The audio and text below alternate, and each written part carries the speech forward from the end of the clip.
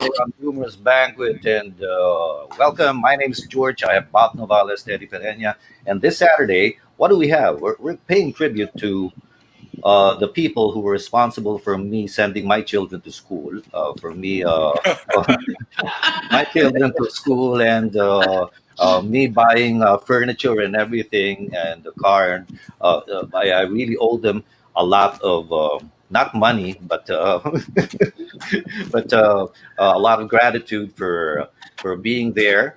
Advertisers all and media personalities. But before we introduce them, Bob Navales, you got a floor. Hello, good morning, everyone. Welcome to Boomer's Banquet. Advertising is going to be the business and the topic for today, and what better way to have it than with these minds?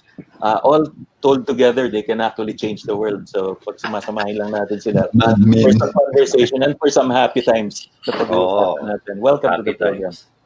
Teddy. Good morning. Bago ang lahat, isa munang patalastas. Huwag plugging ka agad. Oo. Hanap buhay na. Bukod po sa Design Makati shirt, T-shirt namin. salamat din sa BioFresh antimicrobial socks. Yeah. Ano ba yan? Isang umagang puro patalastas. Sponsor ka agad Teka muna, Hanap buhay. teka muna, dapat ang mga ginigesto, binibigyan kami ng t-shirt. Alam mo na. Nakitedy yan. Tagal Para naman. may recuerdo. Papadeliver daw sa inyo, bayaran na lang yung delivery fee. O kaya, free pick-up daw. Sabi niya, free pick-up. Free pick up. Okay, ito na yung 2021 equivalent na binibigay ni Kuya Jeff sa mga biscuit sa mga Yun, pantuala. Kasi Yun.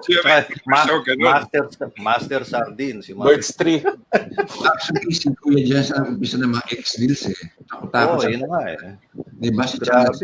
Grabe, punong-punong. Kaya lang, sigurado ang isa pang malaking tumanggap ng ex-deal, no? Someone closer to, Bob and I, were in radio before. Tito Encarnacion is the magic seller of five radio stations. Well, he used to be with five radio stations. Not only that, provincial pa. And hello, Tito. Introduce yourself and tell us how you made the racket out of this advertising business. Hi, good morning, everyone. Actually, I started, in advertising in 1979. JWT. JWT. So, nag-finance pa ako sa accounting. So, before that... Sounds like fun. Okay. So, from Really? that, lumipat ako sa media. So, in media, 1982 talaga ako nag-start. Ayun. Tapos hanggang 85. Tapos during that time, nakikita ko yung mga media rep, laging nakangiti. Diba? Diba aso ko nakangiti lagi? Siguro magandang buhay nila. Subukan ko ngayon yung pagbebenta. So, ayun. Doon na simula. 86, nabenta na ako. Mhm. I was asked by Miss Jo Mendoza, I don't know if you know her, to join her company. Kami nagbenta nung Loving Leors nung araw. Kay Ben Hernandez. Oo. Oo. So, Makabagbag yun, bro. Oo. tapos, ang unang station na binenta ko noon was WOK. Okay. Yung sa ABS ngayon, MOR, Yeah. 10. Yun ang binenta ko, yung first radio station. Tapos may isa pang program, I forgot na din ang title. Ngayon, pero short-lived lang yun. Kasi 1986, January pumasok, dumating ang February, Revolution. Parang nawala akong trabaho. Lamidya. Wala. Oo. So, tapos after that, lumipat na yung Love in Yours sa Channel 7. Yun. Tapos ang WOK, binawi na ng ABS. So we were left with just one TV program. Hindi naman gano'n kalaki ang kita noon. So, nawala yun. Nawala ako. No, I don't know kung ano nangyari sa company. Mukhang nawala na rin sila eh. After that. Nag-freelance muna ako for about 5 to 6 months. Then during one of my rounds, I met Bernie Bonaceda, si Si Koyang. Koyang. So, Ah. oo. So sabi ko, Koyang, baka gusto mo kong kunin diyan sa sa istasyon mo, sa bago. Sabi niya, sige, I'll talk to the owners. So, yun na nga, kinausap niya yung owners, then he called me up. Then I joined them na. August of Mm. 1986. Yun. Very good, no? Fast forward, August 2018, home radio na ako. Pero in between, meron pa maraming ginawa. Of course, no? So, yun, Ganun naman ang karakitan ng buhay, eh. Na ayaw mo na ikwento, no? Oo. Si Mr. Commissioner. Yeah. Mr. Commissioner. Ayun. Okay, now let's go by age. Halatang halata naman sa kabuhukan, ano? Mr. Lito Pagayo. Okay. Well, guys, I love this jamming session, and it's really nice to interact with you, the mga alamat ng advertising agency. I started advertising in 1979, no, at the age of 6 and a half. After high school graduation. Wait, child prodigy. 6 and a half. No, kasi I think my father, kamag-anak namin yung mga Tordesillas, ito yung mga herederos, kami yung anak pawis, taga Bulacan kami. So, Ramon Santos is my first cousin, by the way, the national artist in 2018. No? But he still looks at me as a batang paslit.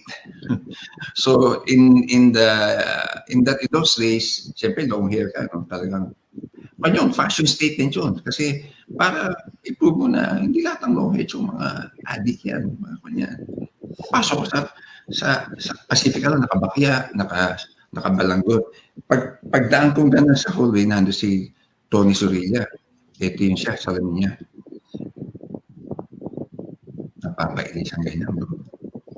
Tapos pag nakasuko sa elevator, sabi niya, aren't you going to cut your hair? Come on, modulated yan. Sure, deliver naman ako. Style. So anyway, Audio Empire pa naman, recording, di ba? Ang mga pagkano, Momi Hoya, sila Castilla, pagka kami, Nescafe, saka Blend 25, okay lang. Pero pag dumating mga kaya nakakawalay kami, kasi bawal yun eh, di ba? Mortas yun you're using the product of a competitor. Ako sa Coca-Cola, talaga. Pag nakita ka na, ng Pepsi, Coca-Cola, yes. Oo. So very strict, no? Well, I enjoyed production kasi production, you meet a lot of people. My first counter, binigyan ako naging ko na ako finally. Meron na akong tag dito. Sombrero na assistant broadcast producer ni Noli Castro. Binigay sa akin ng pating ni Noli Gallardo, Saya Namid. 3 situational commercials in 7 dialects. Ano ka, di ba? Yun ang mahirap. Laura Hermosa. Siya yung nakukulit na ako. Kasama ko si Tessie sa He was directing. Tapos in several dialects, sabi ko, hindi na makuha yung nakuha ni Ed Cloud yung baboy, nakuha ni ganito. Yung manok, hindi na makuha. Sabi sa akin ni Laura mo, sa bata, alika dito. Bakit po, mami? Ikaw yung marunong magmanok eh. Ay mo yung producer eh. So, wala na kita. Yung voice mo. Baboy nga. Class naman. Che! Bakit naging markado sa akin na nalaman ni Tony Herrera. Tolits, meron akong requirement na Roy ko dito. Kailangan ko ng manok. Bakit? Narinig ko, nagmamanok ka eh. Yun. Batok pa. Yun na yun. Maganda pa di ba? Yun. Naging signature yun. So, every time merong mga radio commercial na merong character voices, tinatawag ko. So, si Momi Hoya. Pero quiet lang yun kasi hindi po pwede yun eh. Hindi po crossover yan. Naman, busing yun. Kami dito pa gano'n. Kung pa naman tayo, no, batang pasit pa tayo nun eh. So after that, of course, si Q, Pastrana, sabi na to, let's join us sa ECC. O sige. Nag-iisip, bakit nag-martial law? Pull out kami lahat. Si Rick Almario was our creative director, Nick Tayag, Isip Cristiano, kami, pull out kami, nag-enmask kami. And then we put up PPG sa show. Yeah. Uh-huh. So I was able to get Air France, nakuha namin yung Family Savings Bank. Kami yung the original interest savings bank. Kung paano na, arranger pa lang ni Mike si Mr. C. At ang aming singer, pare, Alice Bell. No less than Yeah. that. Alice Bell. I remember ang savings account nun, nasa 9% pa yata eh. 8 to 9%. Oh. So we got that in Finland. Oo. Tapos 12% of time deposit. Ang maganda do, ito Alex, ito. Wala pang mga computer CGI, no? Aming director si Boy Gatos, channel to VTR. Pare, low budget kami sa Family Savings Bank.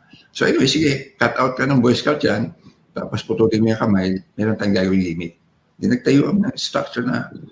Tapos, sa likod ng Boy Scout, nilagyan ng goma, tsaka yung paper clip. Action! So, pumupukpok yung Boy Scout doon sa kwan. Ako yung nasa doon. Pasok. Puppetry eh. ang budget lang na, 5,000 eh. Nakagawa ko ng 30 seconds commercial. Kaya nasanay ako sa entrepreneurial type of production. When we were using CC Pugak, that was one of our most successful campaigns. Ay, mukha si ano? Paano mo ginanon yung mukha ni Pugak? Tatanggalin po niya. Pare, Binagyan mo ng jack? Dinala namin sa kanya sa karaoke pa noon eh. Dinala namin sa Cebu kasi Channel 7 sabi niya, can you join us in our 25th anniversary sa Cebu? Romnick Sarmenta at saka si Kampanon. Si pangalan to yung kanyang Marilyn Roynes. Oo. Nandun siya sa harapan. Sa likod kami. Si Dato Puti, si Mampugak. Sabi niya, Mampugak, ito na. Pose na natin. Tatanggalin po siya niya. Pari, nilulupi siya ko. Tutugtugin ako may mukhasim talaga. Dato Puti, ang may masim power. Takala tayo, takala. Bata matanda. Grabe yun. Oo.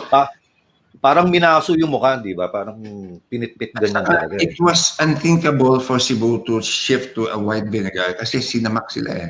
Yeah, right. Pero because of that gimmick na binuo namin with the client, kasi yung client ko din eh, out of the box mag-isip eh. Siya din yung naisip na, Toli, sabi niya, hindi natin pwede gamitin yung Kiko Man, ano? Di po. Gawa tayo ng soy sauce. Kiko rin. Kiko rin. Kiko rin. Okay. Pare, patugtugin mo yung Kiko rin soy. Meron tayong kopya nun, Kiko rin soy sauce. Wala ka ba dyan? Meron. Teka, tutugtugin ni Bob. Siya yung DJ natin ngayon eh. No, kasi nilaws lang namin sa Cebu yan. So, Kiko rin soy sauce. we adopted the tune of Limbora. Limborako. Hindi Mike Pedero. Yeah, obvious na obvious si Mike Pedero yung isa dong, yeah! Yung mga ganun eh. So, speaking of Mike, papasokin, ay nawala siya eh. Paborito namin drum machine yung TR-88 yung ginagamit ni Phil Collins, diba? Yan na. Wala. Kakatawa to. This is really fun, no? Anong soy sauce ang current hit sa lutuin? Narito na ang Kikorin soy sauce. Hoy, pagkakil! Ako ay Kikorin na sarap. Ikaw ay Kikorin na rin. Siya ay Kikorin na rin. Yan ang tuyo. Kami ay Kikorin na rin. Alright! Alright! Kikorin na rin. But now, ay Kikorin na Kami rin. din. Nakatuklas ng kakaibang linamnam ng Kikorin soy sauce. Kikorin na rin. One more time. Ay Kikorin na rin. Kikorin soy sauce. One more time! Mike na Mike eh, no? Yan, si Mike Pedero, yan! Ang idol ko. Hello. Sorry Sorry, medyo.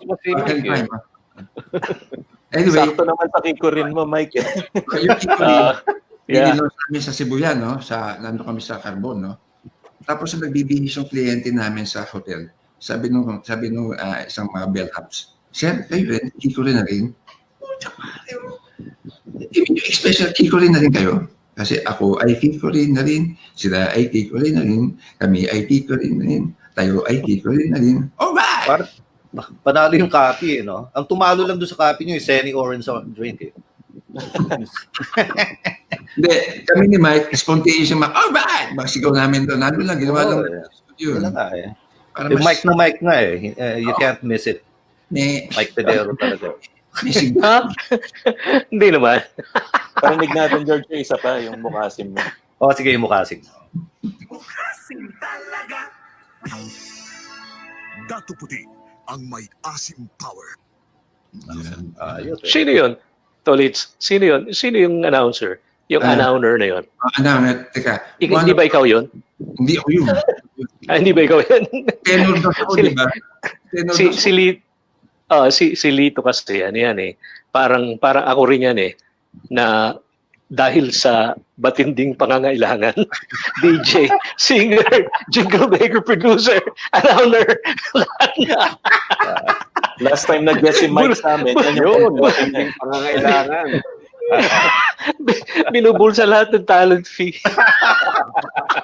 Pababa. Sabi ko sa kliyente, it's true ha. Kasi walang budget yung kliyente namin, Toyo Mansi naman. Silang Toyo Mansi. Kapatid ng Dato Puti. So sabi ko, sige Mike, gawin ko lang muna yung ano. Kaya ko pa lang kasi nagda-diet ako eh. Mike Kurut, asim ang kalamansi. Pinasan sa kliyente, approve. Sabi ko, nakuha rin sa client, pakakanta namin yan. Pinakanta ni Mike kay Alice Bell. Pag-isang ko sa kliyente, gusto ko yung dati original. Anak ng pati. At in-air namin yan, yung version ko. Actually, may kilala ko ganyan na ganyan. Ang tawag namin dati doon, yung WAM, What About Me Production. Si Jojun Luanson, ano yan eh, sa What About Me Productions, especially when we were doing the Coca-Cola, MTVs and everything, Music Watch. Talagang tayo lang noon eh, no? Jojun, explain to them how you came into my life. Jojun, by the way, is one of my closest friends, no? Okay. And we go back a long way. And he's a pastor now, Jojo. No? Talagang pwede mag-reform talaga eh, no? Kahit na... Pero yung mga testimonial niya, puro involving you. Okay. Basically, my advertising career started in McCann Erickson. I was hired as a account person for Sprite. Sprite muna. No? Tapos, I worked on Levi's. I got pirated by Levi's. I became advertising manager for a short time. Returned to McCann, handled Kodak. Then, I was asked back on Coca-Cola to handle the thematic side of the business of the brand. And it was during that time, handling Coca-Cola, where we pitched for the use of local talents. No? Kasi Pepsi picked up Michael Jackson in the States. Ang Coca-Cola talent internationally at that time was Julio Iglesias. Sabi namin sa kliyente, hindi pwede yan. You know, wrong target audience, his appeal is 30 and above. So, we pitched for local up-and-coming talents. So, we got Pops and Martin, who were on Penthouse Live, to do a jingle. And then we decided to expand the pool. And George was involved there. We set our sights on this fellow named Gary V, who was doing his Tavern on the Square gig with Music and Magic. So punta kami ni George doon. Kaya kilala ko na si George because part of the strategy of Coca-Cola was to have a music program with up-and-coming talent. So we went there, we talked to Sandra Chavez, and si Chitwan yata nandun doon eh. So we locked up Gary V, then we picked up a certain Shona Velasquez, who became Regine Velasquez. And then we picked up Sharon Coneta, we got to know Big. And actually si George, I met because we did Music Watch with Coca-Cola. We talked to Freddy Garcia sa GMA network marketing pa wala pa siya sa ABS-CBN, si Freddy. So si Freddy, kinuha si George. So meeting. Eto na si George. Ang daming sinasabi about music. Sino ba to? Sino ba to? Maraming alam sa music. So, yung pala, taga WLS yan. Kaya nakilala ko rin si Bob, si The Bug. So that was basically how we met. And we spent a lot of time promoting Coca-Cola through the music program. So we did a lot of concerts in the provinces with Pops and Martin, with Gary V and Regine and Sharon as well. So that's how I met George and how I met Vic Del Rosario as well, because of Coca-Cola and all of the the talents that we were managing. Actually, yun yung mga first time that there were big concerts because Coca-Cola funded basically through the sponsorships and their talent contracts. Big concerts dati kasi puro foreign acts. Dito nung Coca-Cola got into the scene, the packages included concert sponsorships, which basically paid for the production costs. No? So biglang nagka-folk arts theater, nagka-University of Life, yan. So tapos si George, yan, yung nag-launch yung Coca-Cola ng mga jingles nila, how we did the roadblock and we wanted to own stations. So we had a variety of Coke-Kisit renditions by different artists. Yung Coke-Kisit kasi ginawa nilang mala Laura Branigan, mala Madonna, mala kung sino-sinong mga artists. So there were different ways it was executed. And what we would do, we would buy time Kayla George and WLS and other stations. That's how our friendship got cemented. Yeah. Kami ni George. Tapos kami, and then I actually moved on to production after that. Because when we were doing our concerts in the provinces, lahat kami on board. Wala pa yung mga event management group na yan. Pati mga AE, humahawak ng ilaw, nag-PPM, nag-PPA, just so that the budgets for transportation and hotel accommodations, kaya tipid di ba? Tipid. Halos jet ba? Diba? Ikaw na rin yun, di ba? Ikaw na rin yung nag-match ng talent, nagdadala sa Itbulaga, ganyan. So may bike dancer, ganyan. So, yung mga ganun ba? So, yun. Until finally, I moved out from agency work from Macan. I was also doing managing, I also had mga automotive accounts, so mga Nissan, ganyan, Goodyear, para nakakaumay puro soft drinks. But it was a good time for me because Coca-Cola put in a lot of money because they were initially in the early 80s about 30% of the market. By the time I left, they were already 93% of the market. Yeah. Because the guy who came in here, si Neville Eastdale of Coca-Cola, became a regional head and then became VP International, became the president of the Coca-Cola Company, became the chairman of the Coca-Cola Company. That guy made his mark in the Philippines and became the president and chairman of the Coca-Cola Company. And the Philippines became a blueprint for all the Macan offices regarding the music program. And that's how George helped us because George was our advisor on music. Yeah. And di ba, stasyon? I even invited Annie Eliosida, but she wasn't feeling well. Annie was the head of the creative group that time. It was for the Coke group, no. So sayang nga hindi siya makasali. And yung 93% share ng Coca-Cola, one of the guys who was affected is watching us now, Manny Sabares of Pepsi, who used to be with Pepsi, and Fresh Plus and Colgate. Manny, how are you? He's in Mississauga in Canada. Good evening to you. No? Ayun, no? So, enjoy ka lang dyan, Manny, and you can ask questions and you can expose Jojun for whatever it is. No? Actually, can I pick up from Jojo, no? Yun naman kami naman in 1998 up to 2003 with the collaboration of the UP College of Music, where I became a consultant at the UP College of Music for about 9 years of the 10-year tenure of the Dean Ramos, no? That's where I learned the value of classical music. Saka jazz na Si Sandy Joaquin, sinisisi ko yan. Pinahiram ako ng tape 5. Sabi niya, pare, pakinggan mo yan. Kuya, hindi ko maintindihan.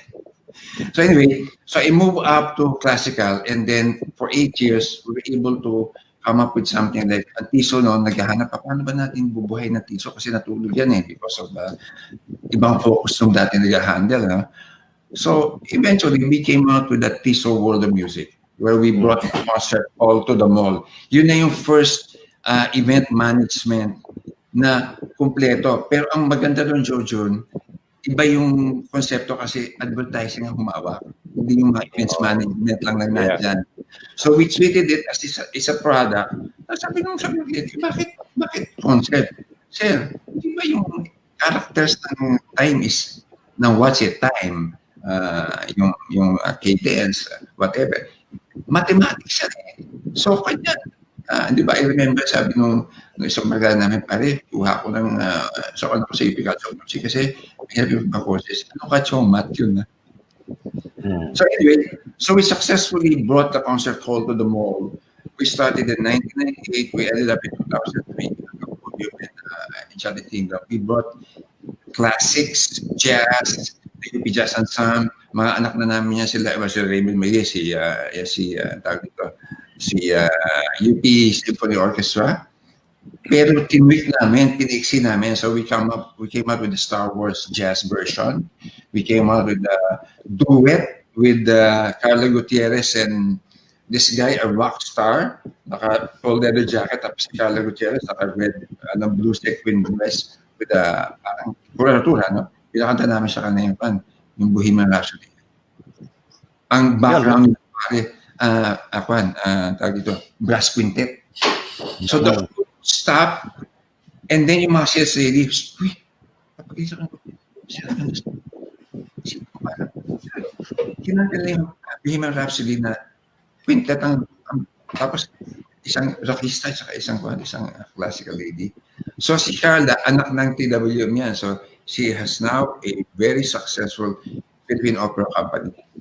Out of yung fusion, no? Harana, Opera Bell, the 510, so yung music talaga napaka-importante nga sa any campaign kasi it looks in your mind. No?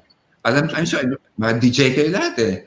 And I've learned a lot of things from Mike Pidiro. That's why we call the P Brothers. Every time I go out, Chong, asan si Mike? Si Mike naman, so assist dito. Nagkakasabi kami, pareho kami ng relo, pareho kami ng easy t-shirt, pareho kami ng Levi's jeans, at saka pareho kami ng Nike. Pareho rin yung YC bikini brief niyo. Nandun din yun.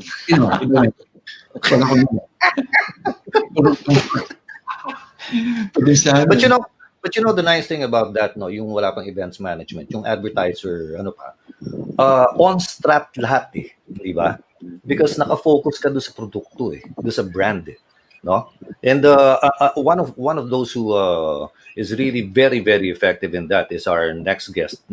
He used to call himself Alex in Wonderland. Yung DJ pa siya.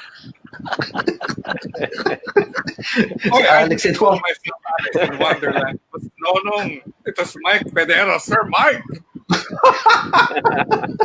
Si Mike pa din. Paano ba nangyari doon? Saan? Doon sa Alex in Wonderland. Yung McNally daw, Macario na lundasan. Diba?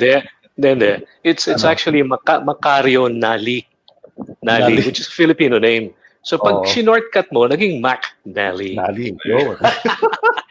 Why? Sorry, dinidil ko yung secret mo. Ikaw naman, paano ka Anyway. Okay, in my recollection, see... Mike, yun. Huh? Anyway, in my recollection... Wait, you're breaking. I can't understand. I'm just using my phone kasi I'm in Zambales now. Nandito lang ako sa kwarto, yung mga kasama ko nandun sa beach. Wow. So, yun. Kalalabas lang ni Dal, my wife, and she's going to the beach already.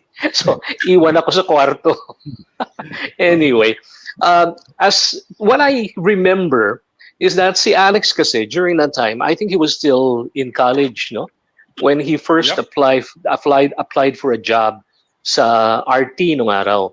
Nasa Doña Natividad building pa kami. Welcome. So welcome. Also welcome dun sa Welcome Rotonda. Oh, yes. And we were operating RTAM pa noon. I think we had FM already during that time, pero low power pa noon. Hindi pa full-fledged. TRBC pa ang tawag niya doon, di ba? Doon sa RT. Well, no. TRBC is the corporate Trans Radio Broadcasting kasi yan. Oh. Anyway, what happened was, walang pangalan si Alex. Out of the kalokohan ko and everything else, sabi ko, ang ganda ng pangalan mo. Alex in Wonderland. Alex, N, yung kanyang N is your middle name. Wonderland is the last name. Actually, it's basically the same thing as, the names of Eric Kane, as in taken from Hurricane. Mark Ado, as in si Mark Manalang, di ba? Mark Marcado, di ba? You see Bob Curry, ang pangalan ni Bob Curry was given by Al, si Al. Si Al, ako nagbigay ng pangalan, Al W. Leader. Maganda yung Brian Panty. Actually, yung W, pa yun. Brian Panty. Brian Panty. Peter Rabbit, Mike. Say this si Peter Rabbit, no? Yeah, well, si Peter, nag-umpisa rin sa RT yan, pero yung Peter Rabbit, if I'm not mistaken, siya yung matagal na niyang ginagamit yon because he used to be a jock not only at ABS-CBN, but he was also with a radio station in Isabela. Yung ano niya kasi, si Roger, yung kanyang uncle, kaya nakilala namin si Peter, was our station manager for our radio station sa Trans Radio Broadcasting during that time sa Santiago, Isabela. But anyway, going back to Alex, so ganun yung naging pangalan niya. But after that kasi, I don't know what happened already. I think during that time, he graduated already from UP, sa CMC na or still Institute of Mass Communication. IMC pa, tama, IMC pa. And then I think he joined advertising and history happens. Yeah. So, gano'n ang kwento. Actually, yun ang ano doon eh. Biro mo, Alex in Wonderland to the president of Harrison Communications. How can you beat that, di ba? Yeah. Paano nangyari yun, Alex? My gosh. You had a lot of money to spread around? But really, di ba, there's some people who, bata pa lang sila, they know they want to be a doctor or a bank president. Ako, I didn't know what I wanted to do, so lahat ng pwedeng in-applyan ko, tinanggap ako sa advertising, and that's how I ended up writing ads. Sheer luck. You were always in creatives. Oh, yeah, but I enjoyed creating and writing, and the idea of pag sinulat ko to, may taong gagawa nito at gaganap ng boses nito, parang, ooh, that's cool. But you never, the idea never hit you na, uy, pwede kong i-voice rin to, kahit na ako sumulat. No. Well, one time lang. Matinding pangangailangan, di ba? May sideline kami noon for this brand called Queso, yung QESO. Producer ko na si Angelo Madrid. So, nung pinapresent namin sa client, si Angelo graduate din yan ng ng RT. Oh. RT yan, di yan? Oh, yeah. Si Angelo. Angelo He was one of the Madrid. DJs also before. So yeah, sideline namin ni Angelo, siya yung paborito. Basta kaibigan ko si Angelo, so siya yung producer ko. When I was presenting the board to the clients, ito basta naisip ko, mag-rap tayo pero Mexicano yung mag-rap. So I say a Q and a U and an E, so queso. Yes, rap. Yes, sabi ni Angelo. Hindi na ikaw yung mag-voice. Okay, sige. So sideline, na-sideline pa namin yung voice talent.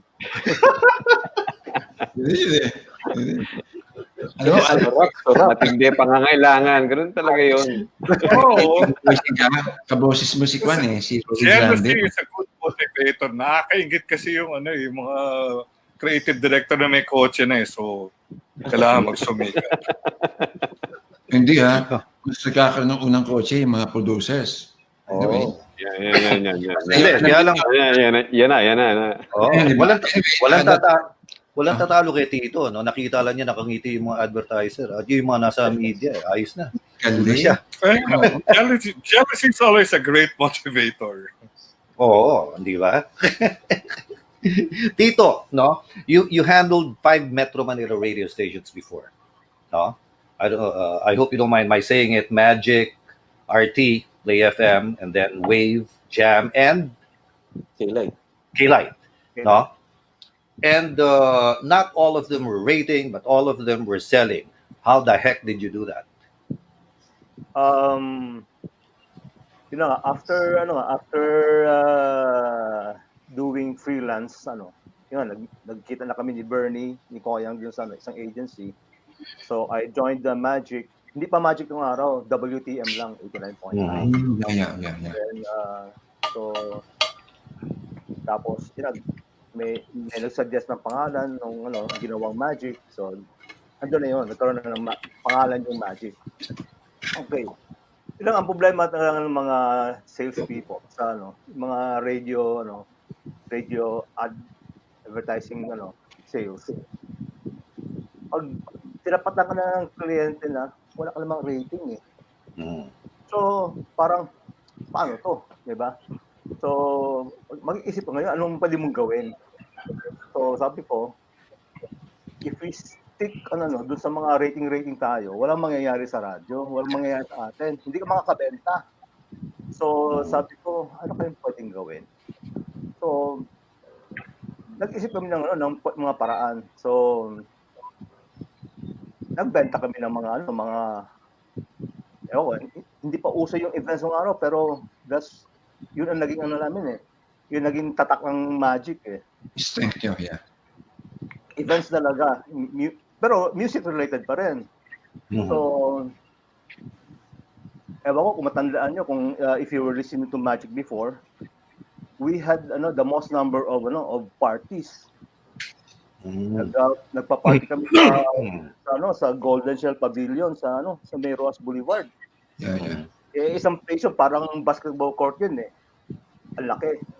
So, yun, nung nilapit ko sa yung sa Chippy. So, nagustuhan naman nila yung concept. Sabi na, tama-tama kasi ang market namin, mga bata. So, kinuha nila yun. So, nakaroon muna kami ng tawag to, yung Halloween party at saka Christmas party. Naging successful yung dalawang events na yon. So sabi nila, dito kukunin ko na yung next year mo, yung buong taon. So naka-lock in na. Naka-lock in na ako. So meron na akong benta for the whole year. So doon. Tapos events pa rin ang mga pinasok namin. So pag nagano kami ng beach parties sa Paniman, sa Puerto Azul, dinala namin ang mga listeners namin sa Corregidor, dinala namin sa Subic. Tapos nung pumutok ang Pinatubo, so syempre wala lang Amerikano sa Clark at saka sa Subic. So walang harap buhay yung mga tao doon. So si Senator Gordon, who was the mayor then of Olongapo at naging chairman ng SBMA, invited the groups na to explore yung Subic. So kita kami doon sa mga kumbaga tumugon doon sa call na let's help Subic. Let's help revive kasi wala na Pinatubo. Patay rin ang negosyo sa Olongapo eh. So naisip namin na may campaign sila about ecotourism sa Subic. So sinakyan namin yung ecotourism. So we brought in 2 bus loads of listeners. Of course may pa-contest ka sa ere, 'di ba?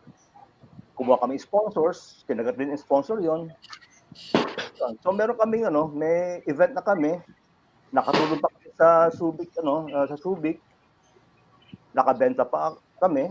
Kumita pa ako. So, gano'n lang. Nakangiti ka na bago pa kotse mo, di ba? Yun lang yun eh. Turn up. Tama si Tito eh. Sa ang pagbenta ng radio, really, really have to come up with a creative packages. Oh. Which I think City Light also did the same. No? When they Yeah, launched, yung kay Mike. Oh. it was launched in a yacht of si Chairman, si Limho. So, siyempre, pag nasa yacht ka, hindi makakaalis yung mga bisita mo. Ang galing, that was a good idea. I remember ganun din ang ginawa ng isang produkto, yung Pepsodent yata yun. Linon sa yacht para walang makaalis na advertiser. Exactly.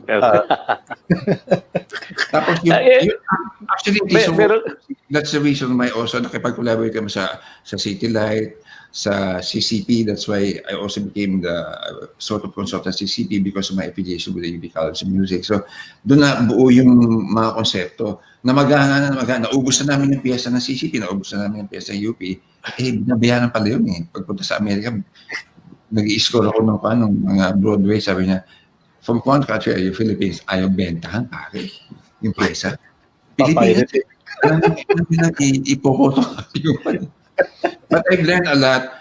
My exposure to radio because of Mike, I began to appreciate the power tag. Right from the time that we launched Bukasin, we've been using power tag, and it's a very successful way of capturing your market. That's why ang nagsusurvive na power tag ngayon, ACS, di ba? Oo, yung ACS, grabe yan. Grabe yan. Talking about talking about promotions, talking about promotions, no. I'd just like to relate itong nung araw nung bagong-bago pa lang NU 107 noon. Ako kasi normally I come out with the events and gimmicks for radio stations based on what is available as a resource. In the case of City Light, maganda because yung board of directors namin, si chairman for example, may mga yate siya, may mga helicopters. Yung isang ginawa nga naming gimmick noon for City Light, sabi ko kay chairman noon, Chairman, pwede ko bang hiramin yung isang mong helicopter? Sabi niya, anong gagawin? Magpapalipad tayo ng listeners the whole day. Pwede ba yun? So, ginawa namin yun. Mag-aabang ka sa Green Hills, sasakay ka ng helicopter, the helicopter is going to go around Metro Manila once, tapos bababa ka uli. So, ang haba nung pila namin sa may Green Hills Theater. Yeah. So, nandun yung resource available. Yung use of yacht, ganun din, no? Si Limho ko kasi mahilig sa mga yate-yate. Kaya ganon. But this one that I would like to relate to you, yung sa NU 107, yung isang sales girl namin, si Tess, sabi niya ganon, Mike, meron akong possibility of getting the Department of Tourism. Sabi niya ganon. Ano yung gimmick nila? So sabi niya ganon, parang they want to expose yung country, no? What the Philippines is all about and everything else. So I came out with this idea, going country. So it went, NU 107 is going country. Promote namin yon. Nagkaroon kami ng protest. Nagkaroon kami ng protest sa harap, mga bata. Sabi nila, no, don't go country, don't go country. Akala kasi nila, magpapalit ako ng format. Tutugtog ka ng Fred Panopio. Exactly. Akala nila mag-change ako ng format.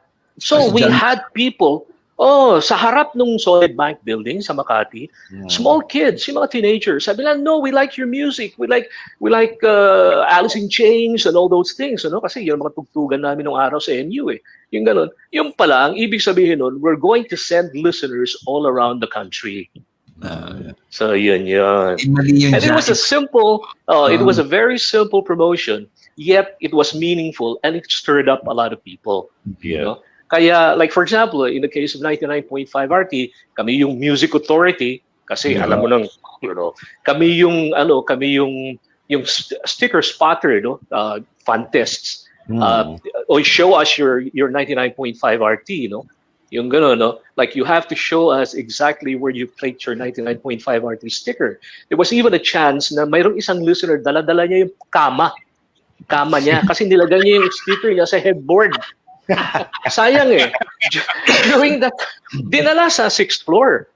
Sa Pacific Bank building. Can you imagine that? Yung mga ganon. So it stirred up a lot of mga activities na, and then when I was consultant for RK naman, we came out with what they call pocket concerts. No, it was an unheard of concept during that time. Ang naisip ko kasi noon, pocket concert para kang ano para kang you strike and then you go out. You Parang strike, busking. you commit, ha? Parang busking. parang ba? Exactly. You come out with a team. Parang NPA. Di ba? Papasok ka. Guerrilla. Papasok ka. Kanta ka ng mga 5 kanta. Out. Okay, thank you. Bye-bye. Yeah, so we came out with pocket concerts, no? And then kung ano mga kalokohan na ano. So it really is all imagination, but the most important thing is that it has to be something memorable that people remember. Right. Now when they think about it, people will say, "Yeah, natatandaan ko 'yan, ginawa 'yan ng ganito." Ginawa ng ganito yan. Ganun. And then of course, the most important thing also is that you have to have the available resources at the most economical way of doing it.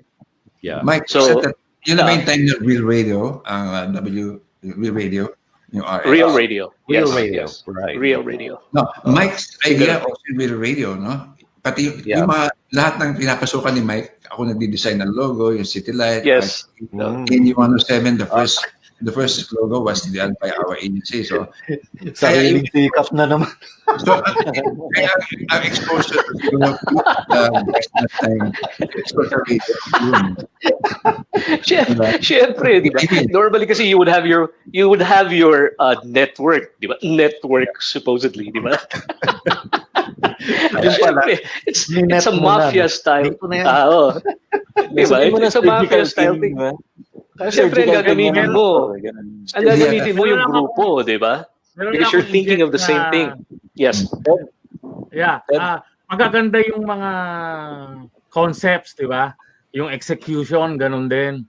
Pero hindi to lalabas sa ere kung hindi inaprobahan ng client, di ba? Yes. So, gaano ba kalaking factor yung client's approval o cooperation sa inyong mga projects? Yun ang no? Can I have a follow-up question there, no? Mike, Mike is the only person I know, no? I've been in radio for quite some time. When I was under Mike sa RT, pag ayaw niya ng commercial, hindi umi-air yun, no? Unless kami gumawa ng sarili nating version, di ba, Mike? Remember that? Correct. How are you able to do that? No, the thing kasi is that we probably have to explain to client first, no, that the format, the target market of the radio station is such that dapat yung message mo should also relate to the audience that you're trying to target. Dapat. So you really have to explain that to client. And in our case naman, more often than not, ang nangyayari is that pumapayag sila. So we redo all their commercials, no? And yung sa tanong mo, based on like for example, whether we have to make sure that yung it's on. Well, first of all, gumagawa kami ng promo not because of a client unless necessary. That's right. Normally, we come out first with the idea and then sell it, and then we tweak it a little bit, no? But we do not. Or for example, kailangan mayroong kliyenteng lumapit sa amin, o mayroon kaming ganito, ganyan. So we will think up of, let's say, a promotion or an event that would kung swak na swak dun sa produkto. And of course, the market in itself. Kasi nga naman, gagawa ka ng marketing strategy. Pagkatapos off-strat, mali yung target mo, sasabihin ng audience mo, ano yung ginagawa niyo? Bakit para na kayong, di ba, yung one of those stations, parang gano'n, no? Right. So you really have to cater to your market. In our case kasi, we've been very successful in explaining to client, and at the same time, we have proven kasi that our promos work. That's the most important thing. So we always tell client na ganito yan kasi boss, no? Ganito ang gusto namin mangyari. Ito yung produkto nyo, dapat itama natin dun sa strategy nyo. And more often than not, communication is the key. Communication is the key. Basically, you really have to explain to the client. So, as a follow-up also, Mike, one of the thing that I think the idea of having a promotion ito kailangan namnamin mo what is the essence of the radio station. So when you come up with something like a package or parang PSA, no, like what we did in Citizen, we came up with 31 versions of Citizens of the World. Mga feel-good quotation bagay na bagay. As a matter of fact, one multinational agency was trying to pirate the ideas of yan. So I'm sorry po, sir, kasi idea ko na agency yan. So again, it's a collaboration between the radio station, the agency, and the client. Dapat clear yun eh. What is the objective or what is the overall impact of what you're going to do? So you have to explain. Kapag sabi ko ni Mike, you'll have to explain to the client why you're doing so. Out of the box yan eh, kasi normally yan, this portion is brought to you by. So we came out with 31 versions of Citizens of the World voiced by the talent announcer of City Light. So, City Light. But I got a mood breaker, George. Mood breaker lang. I've been staring at the older pictures nila. Kala ko, ito na lang, puro older picture to. Why are we doing that? No, I was wondering, were you facing your clients at the time nung ganun pa yung mga babuhok hairstyle nyo, mga style ng ng damit? Like, yan ba yung hinaharap nyo sa kliyente nyo nun? Nasa modulation yan. Natutuwa kay Michael. In fact, parang modulation. Nasa words ba? Well, Mr. Client. Hindi ba? Napapagala sa IMT yan eh. You have to really project your voice and, articulation. I'd like to talk to the point of Teddy. I think for me, my experience was that an agency is only as good as the client will allow it to be. And we experienced that when we were handling Coca-Cola. Dahil, pag nagbabalik-taktakan yung marketing director, yung brand manager, tsaka yung mga presidente. But in the end, the president of the client side would ask us, what does the agency think? And because of that, we were able to innovate. And basta ang importante, as Mike pointed out, on strat. We were partners. Hindi yung master and slave relationship. We were treated as the experts, and that's how we were able to innovate. And that's how we were able to do what we did. And Alex will, as a creative person, I think will vouch for that. Yeah. Pag nakita nila na on strat, sige agency, you're the expert there. Take the money and run. Hindi pala. Take the money. Teka muna. Hindi pala yun. Hindi pala yun. Pero ganun na rin yun. John, I'd like to share an anecdote. No, I remember, a jingle maker, kay Astrid, magpipresent. Dala niya yung ukulele niya, and then he sang it live. Approved. Si Pete. Oo, tapos ito pa si Galvez. Di ba si Mr. C, together with the basic people, nag-present sila sa SARC, dinala niya yung kanyang keyboard, tapos kasama yung mga dancers, nag-presentation sila ng live. Pasok. Yan ang song and dance, di ba? Song and dance. It's for Reserve Commercial Bank. I think she noticed that I don't have any. Tapos ito sila, I think this is J. Romero. Actually, there's another thing I'd like to inject a little bit. No, first you really try to you're coming out with a strategy against the client. Yeah. Okay. What do I mean? What I mean is you try to study the client first. Yeah. No, and then you study the product, and then you come out with a strategy or a concept that is as if it came from the client. So, idea ng kliyente. But in reality, sinabi mo sa kanya yung idea para sabihin sa'yo na idea niya, pero sa'yo nang galing. That's the number one rule in the negotiations. Yeah, exactly. Yeah, genius, Michael. You need a certain spelled word, tapos pag binabasa ng kliyente, may spell to. We didn't see that. Yan. Yung mga ganon, no? Like, for example, sa copy, maglalagay ka talaga ng especially may mga misspelled words, mga mali, tapos tanggalin niya. So, kasama siya dun sa creation. Yes. Pag nagre-recording kami ganon, yung isang fader, hindi nakakabit. Wala namang pakialam dun sa mix mo. So, sabihin ng kliyente, boss, sabi niya, masyadong mahina yung boses ng announcer. Sige yan boss, yan ang galawin mo. O so itataas niya yung ngayon yung fader. Okay na ba? Okay na. So, siya na yun. Hindi na bago yung mix. Kasi walang connection yung fader na yan eh. I have That's several how it stories is. like that. Sino? Alex? Several years ago, meron kaming commercial. So, with the client had seen it through several offline. So, syempre, pag offline yung commercial, hindi pa maayos yung grading. Anyway, maliwanag yung offline commercial. Noong nag-online na kami, and we were all happy how it looked do sa final edit. Sabi ng kliyente, dilim. Can you make it brighter? So sinabi namin, sige sir, we'll fix the lighting, the grading. Why don't you have dinner first? So inayos ng editor. Parang enough na yung brightness by some 5% na hindi ba rin mapapansin. So sabi ko, alam ko na. I-save mo yan, yung 5% na yan. Tapos yung material kanina, diliman mo pa. So syempre, by contrast, ito maliwanag ito.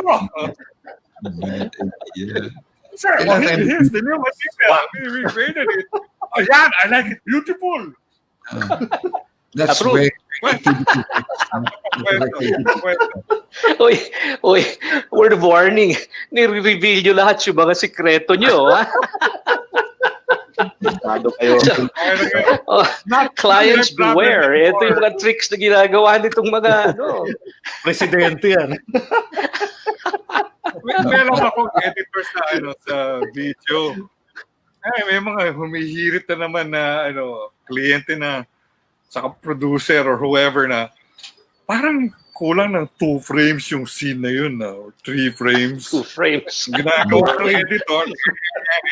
Kunwari may ginagalaw. Ito, tignan mo. Yan! Wala naman. Ito maganda experience sa mga recording, di ba? Dati, putol tape eh, di ba? Slice. Tapos, siyempre, yung technician mo, sasabit yung cut, inahatching. Yep. Wala. Tapos, kina Mike, nakaalis yung talent, wala, parang hindi visible yung S. Sabi nung, ewan ko, sino yung technician ni Mike, yung engineer niya. Chong, punta ko kayo doon sa Jope yata, punta ko sa Mike, bakit? Sabi niya, okay. O sige, ayos na sir. Ha? Okay na yun. Tapos inedit niya. Parang ko na.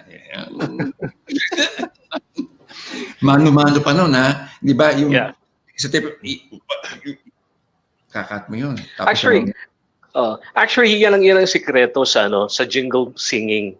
No? Normally, most of the jingles I do kasi are normally because of the idea that it has to be a come-on. It's a crowd thing that's supposed to be happening. Bandwagon effect. No? Most of the jingles I do are choruses. I never do mga solos, unless it's necessary. Okay. So group yan, five voices, stacked 3 times, so 15 voices all in all. Ngayon, palagay natin tracks. Pag sinabi mong tracks, tapos lahat sila i-explode ng S, mangyayari ng tracks. Ganun yun. So I always tell the singers, you just sing track. Yeah. Okay? So kakanta sila, 1, 2, 3, 4, track. Okay. Tapos, papasok ako sa studio.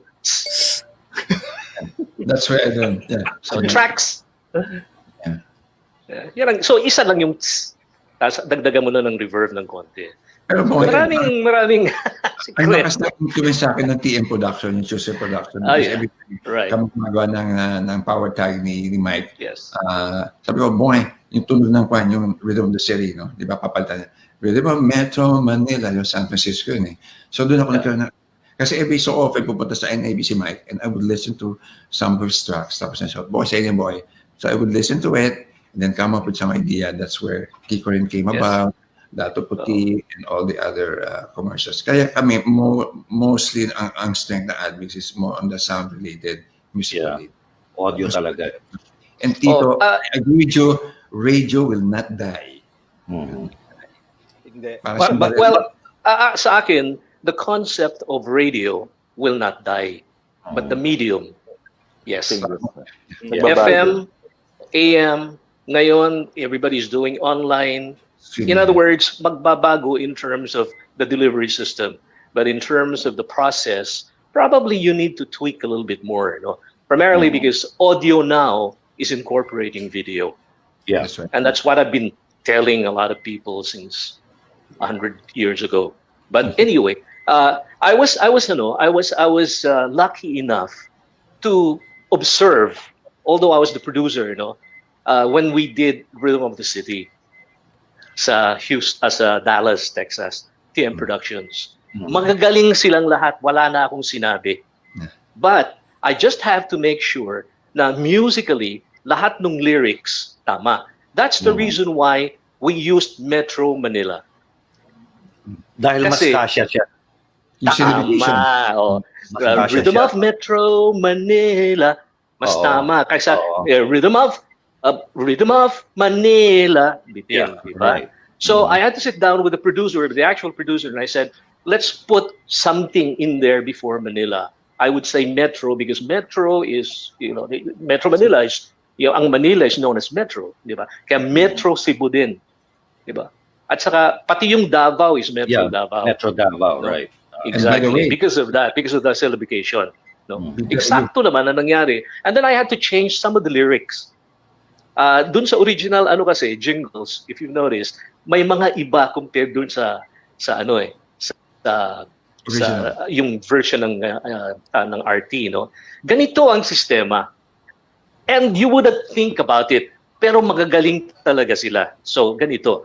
Like naka-record na yung it's already a multi-track, like Rhythm of the City, nandun na yun, Tapos Rhythm of Bakante. Okay. Okay? Tapos Rhythm of the City, rhythm is Bakante. Okay? So ngayon, they have 5 singers. Tapos they would go Rhythm of the City. Tapos Rhythm of kanta sila ngayon Metro Manila. Cut and Punch in paste. lahat. And Punch this in was lahat. Punch in lahat. punch in lahat. Oh, wala pang cut and paste And nun, this was in when was that? 80s mo eh. Wala pa. Analog tapes. 79. Analog tapes. Tapos in between, habang tinutugtog nila yung tinutugtog nila yung like rhythm, rhythm, kung gano'n, yung mga ganun-ganon. Yun, tapos na yun, naka-record na yun. Cut and paste na lang sila. So habang ginagawa nila yun, yung mga singers nagkikwentuhan, I brought my Porsche and I had a problem. Yeah, yung mga ganyan conversation. In other words, the singers were making a lot of money.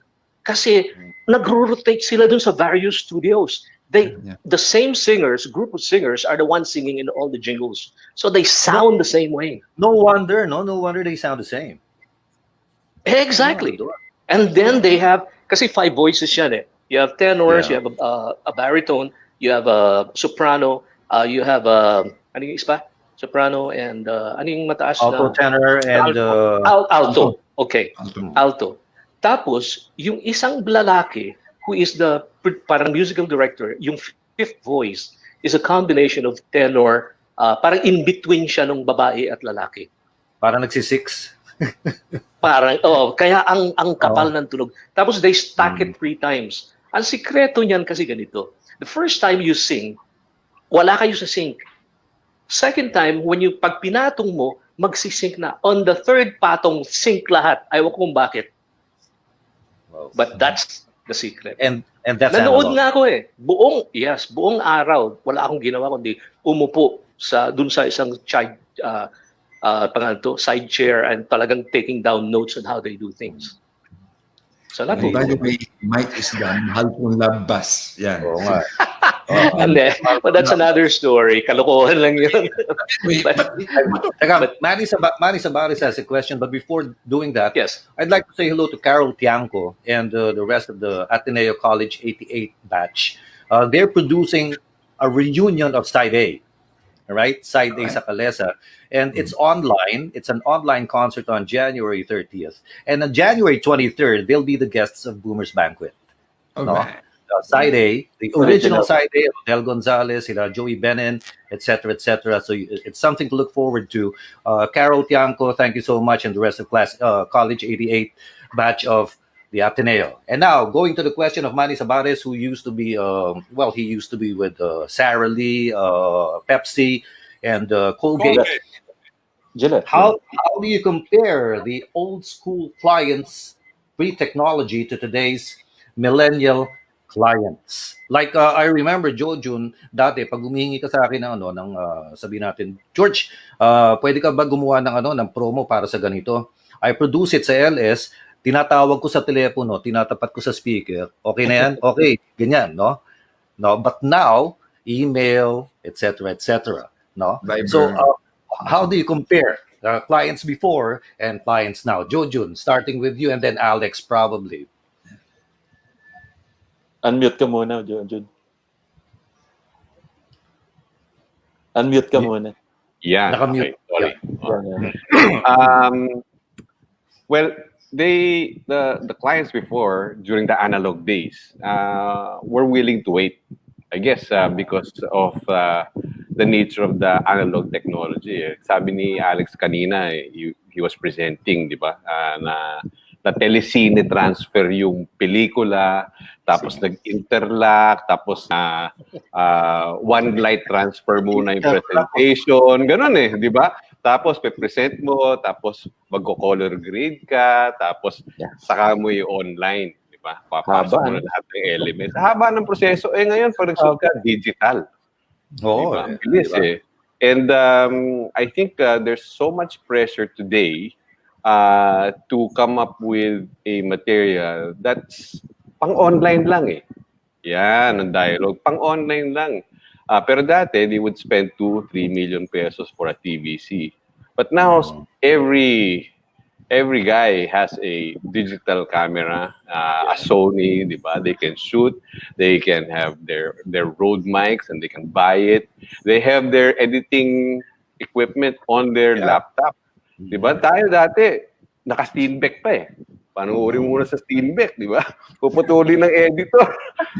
Sa radyo, ganun din. Mga splicing block, di ba? Tapos, mahal ng studio time, no? Iba ngayon, ganyan, instant, nagmamadali. Tapos lahat, kung naman pang-online lang naman. Digital diba? So, I think one of the pressures for the advertising community today is to produce something that is of high quality, and on strat. And the budgets have really taken a nosedive for a lot of production. Kami kasi, I moved from Macan to Filmex to the different production houses, Scene Stealer. So it's been, and I see the budgets today, and it's been very, very difficult for a lot of the guys who are in the traditional production to sustain themselves today. Dati, you'd pay, for example, cinematographers would charge 50,000 per shoot per day. Hindi na yung pwede ngayon kasi yung mga bata nagaling sa eskwela, meron silang mga camera, natututo sila sa YouTube, nakakabili silang ilaw na mura. Hindi mo na kailangan yung mga reflex na mahal, di ba? Sa Lazada lang Oo, meron sila sa Lazada. Nakakabili ka ngayon ng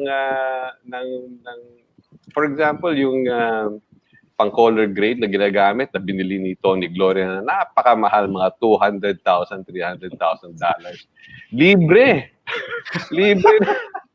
Online, pwede ka na mag-download yung, I forget the name, but it'll come to me. Again talaga, pag puno na yung hard drive mo. Mahirap mag-retrieve ng information. Di ba? 486 pa yung processor, 486. Kaya, pasensya na kayo. Pag naalala ko, sabihin ko sa inyo mamaya. Dapat nakakatalina ka na, Jojun. Katalina ka na. Saka yung RAM ko medyo mababa lang. Yung RAM niya, 500. 500 KB. Ako din, may experience sa Parang title ng album ni Paul McCartney, Memory Almost Full. Kasi for instance, diba, yung big technology nga, so, kung yan, bipresent sa kliyente, printad, no? Kaya ng anak ko yan sa ganito, bakit kailangan mag-charge ka? You have to explain to the client. Mr. Client, siyempre pag pinint out mo sa printer yan, maganda yung kopya. Pero kailangan consider mo yung dyaryo, yung nuances ng dyaryo. Newsprint ho yan, tapos ang line resolution niya 80, tapos ang pinili pang font is serif. Magsasara ho yan, magbabanig yan. At saka there's such a thing as tawag dito, yung lapot ng tinta, at saka yung weather. Pag siyempre umuulan, nag-expand yung papel. Pag nag-init yan, pinint mo ng umuulan. Pag tingin mo sa dyaryo, bakit? Hindi maintindihan. Paano po ni-reverse nyo eh? Gusto nyo 12 points kasi cute yung font. Tsaka ang dami naman choice ng font. Huwag kang maglagay ng font na napakarami sa print ad kasi nakakabangingin. Yan ang mga millennials. Gusto nila lahat ng fonts nandun. Parang K-pop. Isa, learning from the Japanese. Lapas tuloy, kay papangit. Learning from how the Japanese does their... Yung mismong Japanese karte, yun na yun yun yung visual mo eh. Yun ang training ko kay Sunny. Sabi niya, Tong, tingnan mo yung aking kapatid mo. Tingnan mo. And then you tell me which of the picture would give you some impact. Bakit? Yun ang training ko naman sa mata. Ang training ko naman sa print, yung opacity at viscosity, dapat alam mo yun. Kay Vera Reyes ko natutunan yun. At saka yung temperature ng printing. Dati, di ba, 300,000 ang piniprint mo. Paano eh? Sino nakaabot dito ng klitse? Yeah. Klitse. Oo, siyempre. Bakal pa eh. No? Alex, sigurado. Ano ba yung jargon na pupunta ka sa print type? Boss, charge to Ben Ulo yan. Hindi ko alam yun. Anybody knows the Ben Ulo? Ben Ulo is a jargon na pare free and free. Ben Ulo. I don't know where it come from. Hindi kanya-kanya pala sa theater break leg. Saan nanggaling yung break leg? Ewan ko, hindi ko saan nanggaling. Alex, hindi mo nabuti yung Ben Ulo. Pingalim? Ben Ben Ulo. Ulo. Hindi na yata. Bata. Kasi yung mga letra set at saka photoprint. Yan. Yun. Letra set. Puro Photoshop na ngayon eh. Naalala ko na, yung software ay DaVinci Resolve. Yan. DaVinci. Right. DaVinci. Libre, online. Pwede kang mag-download. Pwede ka na mag-color grade. Nakita na ba ni Tony Gloria yun? 300,000 yung binili. Dollars. Diba? Tapos next year, $50,000 na lang. Tapos ngayon, libre na. Ako nga, George, kausap ko si Yam Laranas. Kasi si Yam Laranas, ako namin yun in-house director. You're also into filmmaking, no? Sabi ko, Yam, bakit ayaw mo sa advertising? Ako, sabi niya, sir, sa advertising, 5-5 ng director. Ano mabubuhay? So, binuhay namin si Yam, nag-collaborate kami. So, we produced Aurora, yung movie ni Anne Murphy, na Anne Murphy pala. And we won 5 awards, no? Kasi I have a collaboration with the production company na headed by Dean Fernandez of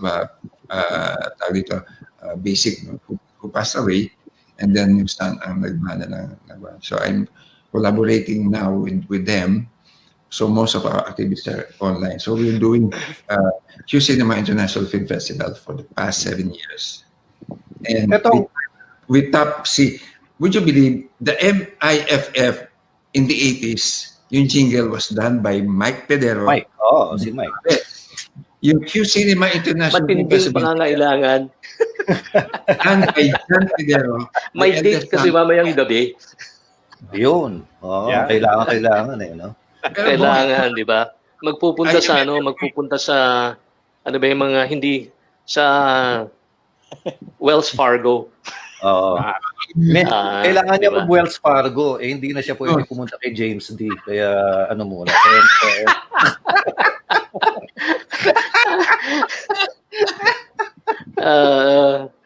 Anyway. Teka. Anyway, going back to your question, George. Si Alex kasi Sir Miss, I would actually say na meron siyang sasabihin tungkol dun sa mga millennial clients now. Kasi later on, I would like naman to talk about the producers who are millennials now. Okay. So, Alex. sige, Alex. Well, yeah, I think the expectations from clients then and now are the same, diba? They want results. Yeah. Yesterday. The big discrepancy, I guess, is in expectations of timelines. Syempre, since everything's a lot easier now, clients want it a lot faster and for cheaper.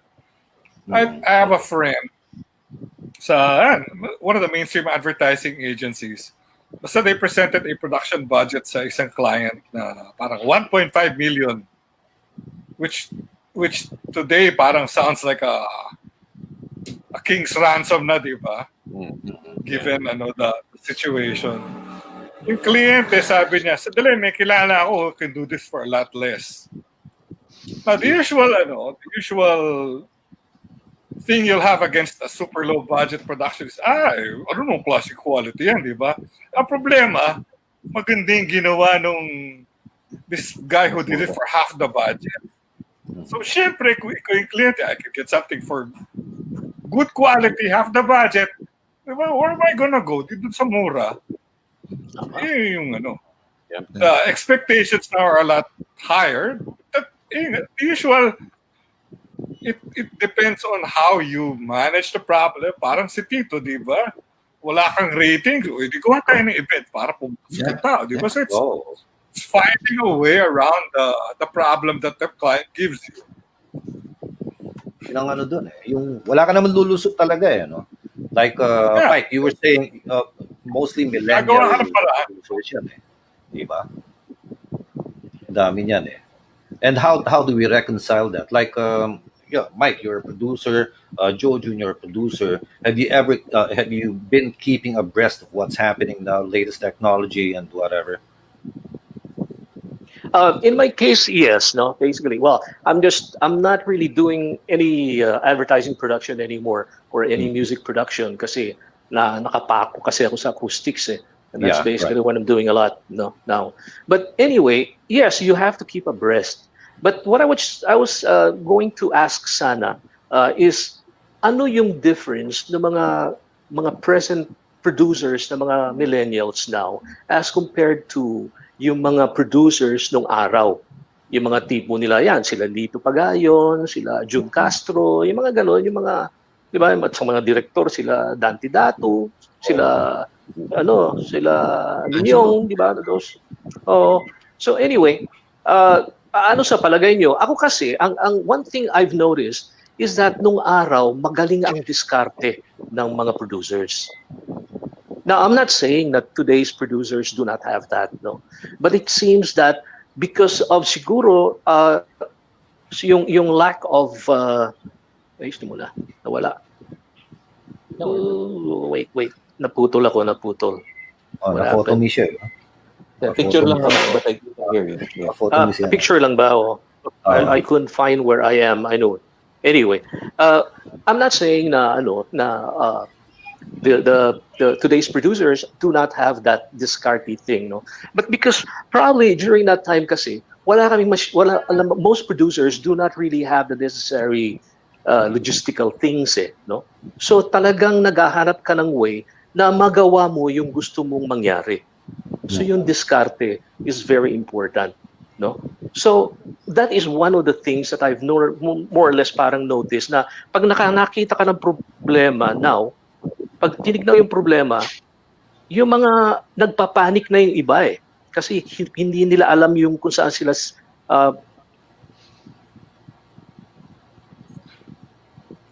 now it's audio bumagsak na yung signal, no?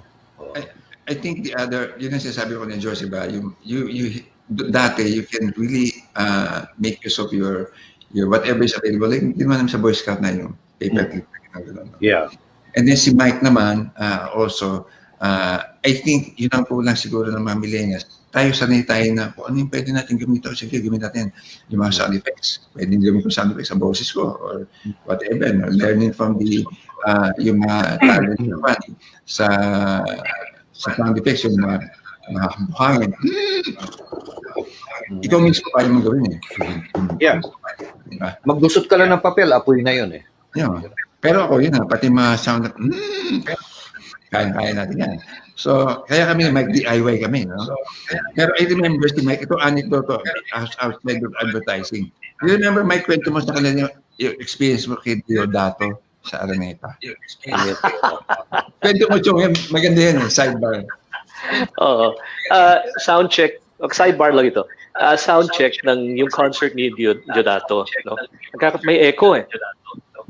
Is there echo? Yeah. No. Is that coming from me or hello? 1, 2, 3. Anyway, mayroon pa rin eh. Meron. Anyway, sige, I'll continue. If you can still understand me, sige, I'll continue. Anyway, sa folk arts theater, no? Merong eh. Meron, bumabalik. Oo nga, bumabalik. Mamaya ko na lang ikukwento. Lalabas muna ako pagkatapos para para matanggal itong echo. Para si Rene Cruz yung pumipihit ang lakas ng digital delay. Magagalit sa'yo si Rene. Oy. Lalabas muna ako, George. Ha? Okay, sige. Just to cancel. Okay, I'll be back. Teka, may jargon kami sa trucks pagka kumakain kami ng spicy food. Pare, may 3 seconds delay.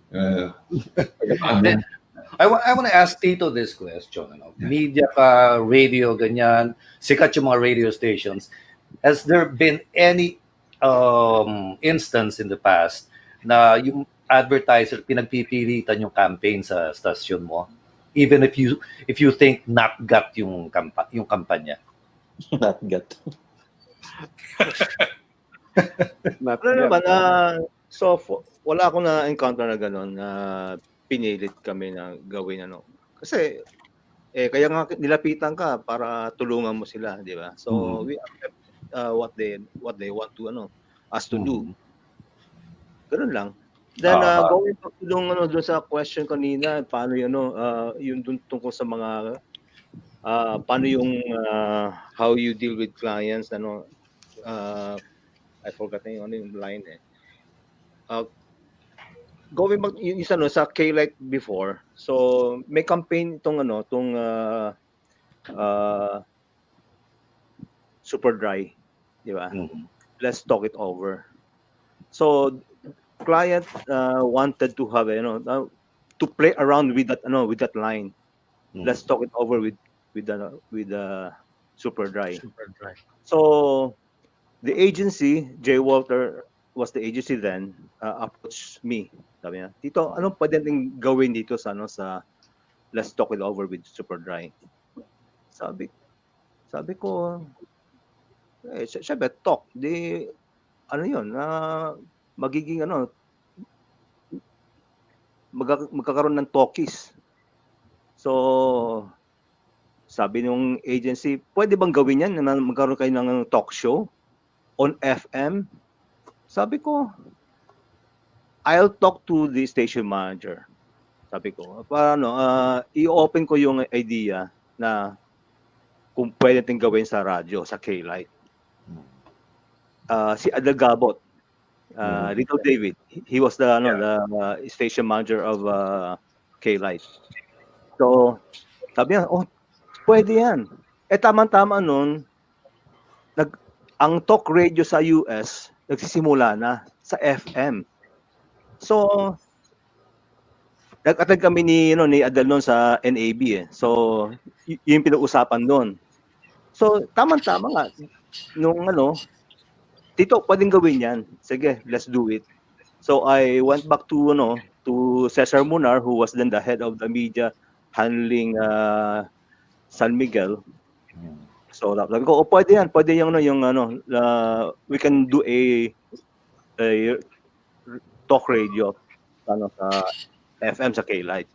So, doon simula yung talk back on K-Light.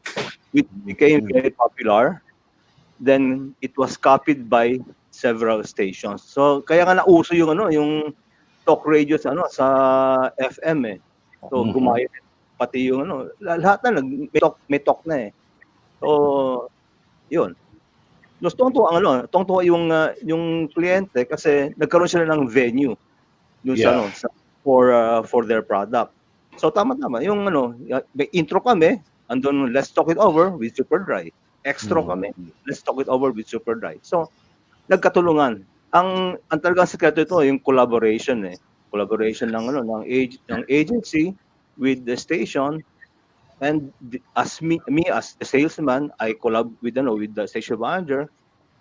Tapos nag-sync na naman lahat. So ayos. Approve ng kliyente, tumakbo ng 2 years. Gano'n ang nangyari. May bagong kotse ka na naman. Yun yung Oh. Wala. But you know, I gotta hand it dun sa when I was still in LS sa GMA, network marketing pa na ng and then when I was in Kiss FM din, every time advertisers approached our marketing people about yung pare meron ba tayong concept diyan, they immediately asked me, George, what can we do? No? So yung mga Charmis, yung mga ang walang kamatayang Charmis na 3 taon yata nagpapakonte sa ere, gano'n, di ba? Fresh Plus. Fresh Plus, no, Manny Sabares was responsible for Fresh Plus. Tapos of course si Joe Jun nga yung I just have to mention this. When we launched Kiss FM, I think it was the only radio station that was launched by an advertising agency and a product. We had full page spreads in all the dailies, courtesy of Coca-Cola. WCOKE radio yun Coca-Cola radio. And I gotta hand it to Joe Jun and the team in Macan for supporting us with this. And that woke up Pepsi. Si Manny was in Pepsi, and they made it a point to sponsor our first anniversary naman. Naglagay ng malaking vertical streamer from the roof deck of Insural Life hanggang sa baba. Ayun, drop down. Drop down. Paano, yun na nga labanan nun ng Cola Wars kumbaga And Joe Jun, I want to ask you that, paano yun na nga, sabi mo Julio Iglesias kayo samantalang Michael Jackson yung kabila, di ba? And there was this standing joke in the United States na ang Coke pamatanda yan di ba? Yung hindi new generation yan no? So how were you able to convince Neville Isdell and company na, teka muna, di pwede yan? Well, one of the things that he would always ask the president of the agency at that time was that if the guys who are working on the account don't know the #1 song on the top 40, don't work on the account. So we knew exactly what was going on as far as Casey Kasem's top 40, and we would tell them, and we would be able to impress on them that we knew the market. And we knew the market, and that's why the president of Coke, who at that time was given a lot of latitude to turn around the market, because those were his marching orders, and he did, and he basically leaned on us. He actually asked the Macan system to provide an exclusive team, which was basically a creative group, a media group, a account group. Wala lang accounting, may broadcast department din kami. So it was an agency within an agency. For one, well, it was soft drinks. So they had a humongous budget. Eventually, it was adopted for San Miguel beer as well. So make music, account, creative, media, and broadcast. Eventually, that group, yung Coke division, was used to pitch for, I believe, Globe, and then eventually it got spinned off into Harrison. So sina Susan Dimbacali. I have to really hand it to Venus Navalta, who was our media director, and she really innovated on media, and she continues to do that. They continue to receive awards, and Venus kasi is very innovative. And during her time, we did the roadblock. We like 5 minutes simul, hindi lang yung cross channel buy, simul roadblock all the ads for that campaign. Sabay-sabay In sync yan Tapos yung WCOK Coke Radio, she was the one who helped negotiate with the radio stations. Actually, the truth to tell, there was some. I mean, I was able to have cooperation with you, George. No, and you always were the one who provided a lot of the ideas, and I have to thank you for that. But she paved the way also so that we could negotiate with the likes of si Willie Inong was doing Yeah. with WKC, di ba? Right. And the other guys who were selling as well sa radyo. Because when I would go to the other stations, they would tell me that they were concerned because what we asked them to do, which was youth driven, was not part of their format. Yun, sinasabi nila sa akin. Pero dahil yung mga sales, binenta kasi, benta kasi, di ba? Oh. So magkaroon ng konting conflict doon as far as that's concerned. But kami, we were able to pitch it to client because we said, youth, music, they go together. And we need to have a strong presence in the lives of the consumers. So strategy is important. And also, I'd like to talk to the point of collaboration. Yeah. Kasi hindi naman namin magagawa yun na solo eh. We had to cooperate with the guys in media who were more versed in for example, you were doing work with GMA at that time. So meron din kayo ng mga flip and tumble. Ganyan. Oh, di ba? Flip and tumble. But, Di ba? Flip and tumble. Di ba? oh, Wow. Di ba? actually, yung flip and tumble ng GMA noon, yung sa switcher, wala talagang flip and tumble eh. Ginagal yung tornilyo nung cambio. Pag ginaganon, nagfi-flip and tumble siya. So, Edgar Marshall yun eh. oo nga eh. So, importante talaga yung collaboration and really being able to work with the guys in radio. Talaga, we were able to be part of the youth's lives because we had guys like you and the cooperation and the ideas coming from media greats like Venus Namaltan. So, si Annie, very creative din yun. And it spawned her career, no? Paano she was part of the team that worked on the new Coca-Cola, remember? Sa New York. Yeah. And then eventually she was hired by International. Yeah. No. It's because of that, no? Yung ang ganda no? Yung personally I had really great experiences with the advertisers we worked with before, no? Because yun na nga yung open sa lahat eh. No? Like sila Manny Sabare sa Colgate ganun din. George, what can you offer us? And you have to think fast eh. No? Buti na lang I came from the Mike Pedero School of Broadcasting eh. So Yeah. medyo kailangan eh. Otherwise may iwanan ka ng iba eh. No? Kaya yung mga bulletin board noon, yung mga ganon, nakuha ko lahat yun because of that.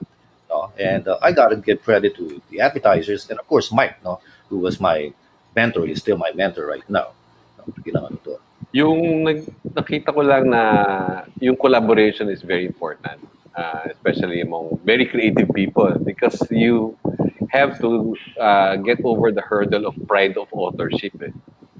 Right. Siyempre, very possessive yung mga creative people. Eh.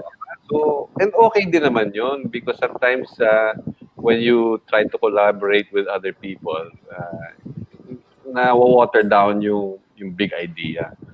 So you have to be careful, but there's also room, I believe, for collaboration, for creative brainstorming. And that's the best way to do it. Yeah. That's the best way to do it. Even with client, even with client. You know, a classic example of that is the dynamic duo of Pagayon and Pedero, no? Yung everything from ideas, from brainstorming, to voicing, to singing, and everything, sila na lahat eh. No? Wala nang dancing doon. Pero tama, Jojo, na the word now is really collaboration. Kasi kailangan ma-please, ma-win din dapat eh. Hindi pwedeng gusto ko, hindi eh. Hindi na ngayon eh. Hindi na yung pwedeng dati, di ba? Must and want. Ngayon, hindi na must. I want. Wala nang must. Want na ngayon. Di ba, Alex, remember? Pagka sinabi sila, there must be a must and a want. No, not anymore. I want. Ganun na yung mga bata sa Lazada or Shopee. I want that. I get it. And then see, yung learning from Mike also, the idea of using music plus my exposure sa College of Music for 8 years has really gave me an idea of what the hell really is the impact. So I did a research, no? Si Pablo, at saka si Patagonia, no? And then music really has an impact from Yeah. age 2 to 4.5. So I introduced this music appreciation kasi I'm a director of a private school and preschool. I was the director, chairman. Inintroduce ko yung classical music sa mga bata. Alam mo, Diyos, iba ang dating. Their palmante, their mathematical skills went up, their intuition and their creativity, iba. Music really has something to do with, the future of our kids, no? I mean, people who are listening to music is very important in our lives. I mean, pag pinatutog ng music nung batang paslit pa, and then several years later, pag narinig, I can name the children 2 notes, alam niya. Right. Versus an image, it will take you several nanoseconds for you to process. Ang music, instantaneous, alam mo agad. Di ba? I can name the children. Yun na nga, first 2 notes, okay na eh. Alex, ikaw, no, not to, kumbaga, no, yung hindi naman pataasan ng bangko, but for you, what was your most memorable commercial? Well, there was this one commercial we made na nabola namin yung kliyente na we need to shoot this commercial in Australia dahil itong director nito sobrang galing. Doon pala medyo dubious na yun. Hindi. Ang galing nitong director na to. It was an all-product shots commercial for San Miguel Beer. Okay. Ang ganda niya talaga mag-ilaw. Iba. Yeah. Iba siya. You see detail in the beer that you'd never seen before. Anyway, naka 2 weeks kami sa Australia. So, yung 2 weeks na yun, feeling ko nag-Saudi ako. The equivalent. So, pagdating ko dito, kasi noon, we were trying to have a kid ng wife ko eh. So, 4 years, wala pa rin nangyayari. Anyway, after this commercial, 2 weeks in Australia, pagbalik rito, honey, I miss you so much. Oh, no. So, yun yung my one and only daughter. Hindi, totoo yun, Alex. I had Thank you, San Miguel. For a while, we were handling the account of tourism panahon ni Mina Gabor. And true enough, no, kausap yung director ko, at saka si Dicto Peo, no, sabi ni director, no, you need someone, a foreigner, to do the lighting and the cinematography because your market are us, no? I mean, we are your market, not Filipinos, because the Filipino eye is different from foreigner, from the Western people, no? Yung mata nila iba eh. Iba yung, of course, nakita mo naman, di ba, Alex? Iba yung kulay sa Australia, iba yung kulay sa Pilipinas, no? Dito, ang kulay ng dust, gray. Sa America, it's whitish, right? Like our hair, no? Whitish. Kaya, iba talaga. And then, but ito, wala talaga tinaan to since time mo mga pare. Kasi pag nagtina ako, 3 beses ko titin ng kliyente ko. So anyway, yeah, I think what's important is, I think you guys will agree with me, no? Yung foundation natin, sa university, yung humanities na yun, humanities really comes very, very handy in advertising. Noong una, kailangan ba natin humanities pagtatrabaho? Oo, kasi topology, tsaka yung mga history. Kasi pag meron kang foundation, pag sa creative brainstorming, kaya mong banatan yung mga kasi, hindi mo na, hindi ko yan eh, name dropping ka. But the idea of you were able to imbibe that culture into your mind. Ang isa lang miss ko dito sa ating mga campaign, yung promoting Filipino values and culture. Yeah. Wala nang GMRC eh. So I think it's the role of us, no, the mature advertising madmen, to start with something like values formation using our PSA or yung mga viral video. even radio, no? And that's one of the reasons why we came up with that series of Citizen of the World. It's really feel good. Something like, when was the last time you say, I love you to your mom or to your wife? Tapos papasok ka na, have I told you lately that I love you? Mga ganun, style ganun. Because what is important is song and dance, and then at the same time, collaboration of culture. That's what we are trying to do. In UP before, yung collaboration ng Maguindanao at saka Cordillera, minix sa isang ensemble, pare, mind-boggling. Mind-boggling, I tell you guys. I mean, it's amazing how pentatonic sound can marry in any region. Yeah. Mapa-South ka, mapa-North ka, mapa-Israel ka, basta yung pentatonic, and then numbers magkakilala sila, bro, magkakilala. So yung mga ganun. So it's important that we try to tell our mga understudies natin na, Chong, seryoso rin naman yung mga pagbabasa. Kasi hindi na uso yung nagbabasa yung mga bata. No? And then do your research. Hindi pwedeng feel ka lang. Don't rely on algorithm and analytics. You have to know your market very well. You have to know your competition. Di ba ganun yun eh? Sino kalaban mo? Sino market mo? Speaking of algorithms, I was asking my daughter the other day, like, how do you discover new songs? Kasi in our area, diba, you relied on the DJ and the radio station to curate your music for you. Yeah. So now, who does that job, diba? So Spotify ba?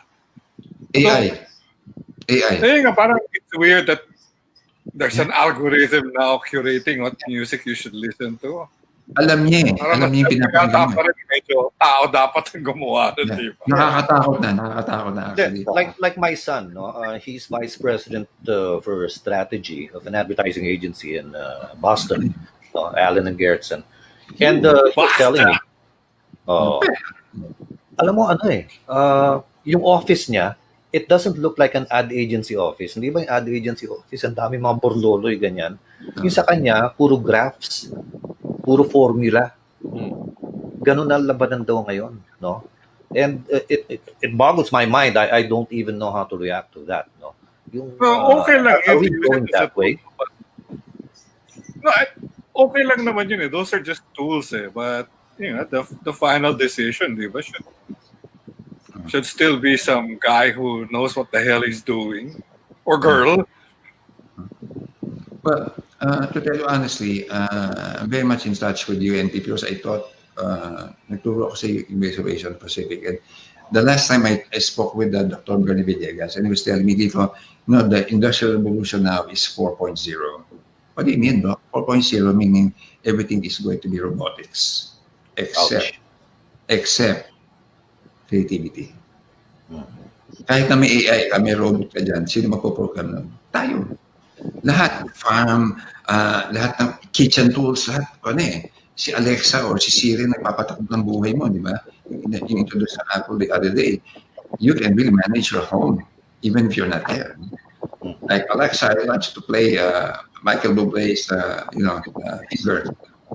Tama siya binabasa ng AI yung, ito yung type ni Alex. Pagka sa Senti, ito. It is scary. You search for something in Lazada, all of a sudden you get bombarded with ads with the same products, no? Every day.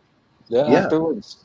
Alam niya, nag-i-inquire to ng mga lamp o yung camera. Yeah.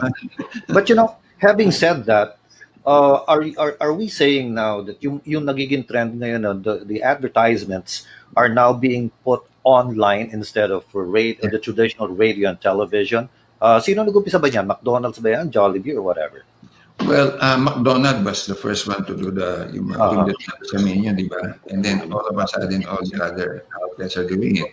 Like for instance, ito lang sa pandemic, dati yung baril, no? Ngayon, meron na yung automatic suspension ng alcohol, tsaka yung tatakot mo, di ba? Automatic na yun. So everything really is AI. And then Dr. Villegas is saying, the Industrial Revolution 4.0, which is now, will last up to 7 years from now. And there are only two major industries who will help to make Tutok. I'd like to share with you guys kasi I attended the webinar with him. Anything that has something to do with food and anything that has something to do with health. The third is okay. Rest, furniture, housing, bagsak lahat yan, bro. That's why Fame is doing mostly our online exhibition. Even index because I have an office in Qatar. No? In the Middle East, they're doing online. They're inviting speakers online to when talking about design, creativity, and they've already integrated the pandemic sa kanilang design. Like for instance, in a restaurant, kasama na yung divider, kasama na sa design your designer show. And what are the hotels looking at? How do we now entice the customers back? They're flooded with the accreditation for accommodating yung mga quarantine. You can just go in a hotel and check in. No? Do you have an OFW or any field health? Yung pala yun. So, in our minds as creative people, kailangan mag-isip tayo anong gimmick ang pwede natin gawin. So, sa tourism, paano tayo pwede mag-collaborate, going to check this and that. Maniwala kayo, Asia even went into selling goodies and they have hit songs. Asia, everyone is, encroaching in the other industry. So, watch out, guys. Watch out. But, walang makakaalam ng creativity overnight. Inclusive. Ito, your thoughts, Alex, your thoughts on K-pop. They're the most successful, whatever. I mean, BTS is now considered probably the most successful group in history. No, they had 3 #1 songs. They had 3 songs or 4 songs in the top 10. Grabe, no? It's amazing how K-pop is being developed. Tapos sumusunod na nga yung K-movies. How that's advertising, basically. Your thoughts, Alex? Yung how things work, what appeals to people, and they executed well. So congratulations and good job to them, di ba? But I mean, they don't even speak a single word of English, and they're big hits. Well, Dynamite is all English, so. Oh, Dynamite, that's the first. That's the first, no? But otherwise, even Blackpink, for that matter, no? Yun yun eh. Let me share also, because I've dealt with the K-pop producer. K-pop here. I think Spikey was the one who said Madonna is really great at marketing, diba? So it's partly very astute marketing and having a good sense of the public taste.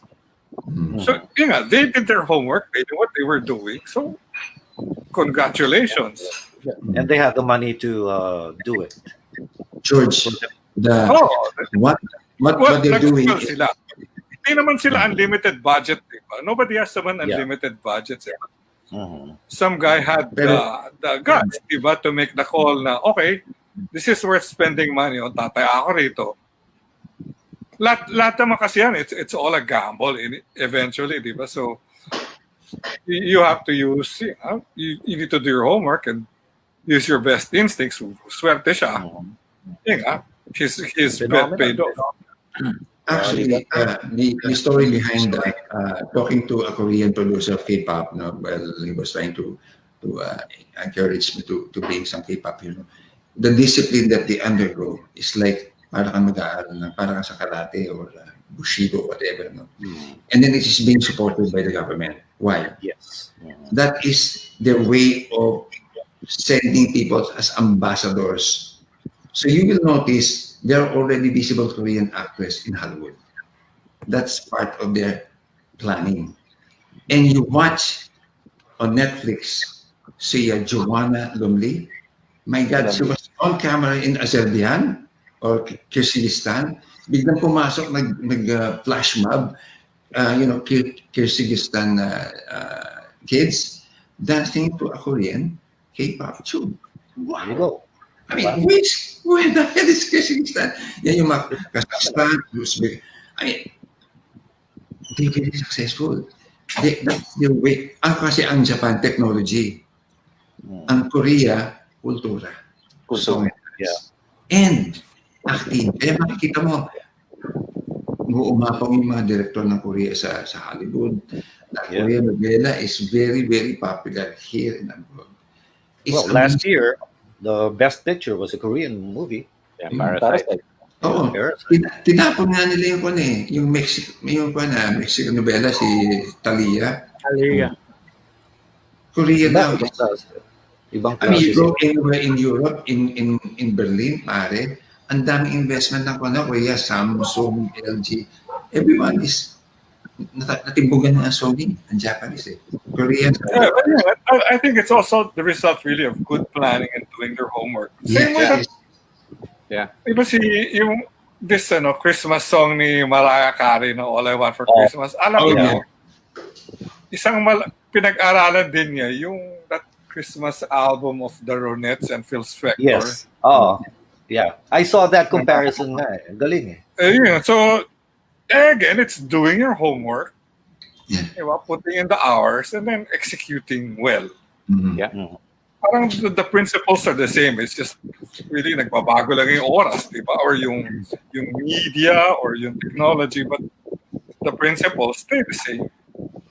Tama, Alex. Parang yung discipline sa advertising, bago ka bumanat ng creative, kaya mo na due diligence mo na pag-alalan mo. Do your homework. Aral ka muna. Hindi pwedeng, tomorrow kailangan ko na yan. Teka muna, Mr. Client. Kaya di rin ako tumatanggap na kliyente na puro bukas and dead. Parang, I remember, lang. Sa Pacific, kliyente namin, John Deere, yung tractor. Copyright namin babae. She also really tinawagin ko niya, I'm so client, I'd like to send my copywriter there, and she'd like to try your tractor. Doon sa may show, diba, malapit sa Unilab. Marami na yung copywriter namin, tractor doon sa sabi niya, it feels good. Oh yeah, how's the ride? Well, she wrote a good copy and the client approved it. Yung ganun immersion, kailangan talaga magpunta ako, nagpupunta sa palengke para kausapin yung kwan. Bakit ito hindi nabibili yung suka dito? Kasi sulit, tapayan, hindi makalangaw sa loob. Ganun. You really have to talk and, speak their language. And that's how our discipline advertising is all about. You have to know your market. Local knowledge, hindi mo pwedeng ipasok yung, well, America, that's a very successful campaign. Mr. Client, America, ABC market. Here we have A, B, lower C, upper C, middle C, D, E, E, F. There's everything. Yeah, okay. Just, if I may... Talking about, accepting or getting clients. Nag-accept ba kayo ng mga political in nature? Kailangan mo how do you treat a political client? Ako hindi na. Dalawang beses na ako naipit dyan. Tama si Alex Manalo, matalo. Manalo, talo ka pa rin no? Thank you. Tapos may promise ka. I will make you ganyan. Ikaw yung session. Okay, salamat po. Tama si Alex. I've done work for political clients, but I do it for free because I believe in the candidate. Yeah, for free. So yung mga never mind. Jojo, ikaw, you work political, no? Yeah, well, we did a spot for a senator, and that's about it. And it was siyempre money up front because that's all I want to say. Kasi importante din kasi yung you believe in the client on what they represent, and it's going to be sad and a real tragedy if you put someone in office who doesn't have your values. Yep. So, hindi lang pera-pera yun So, tama si Alex, wag na lang.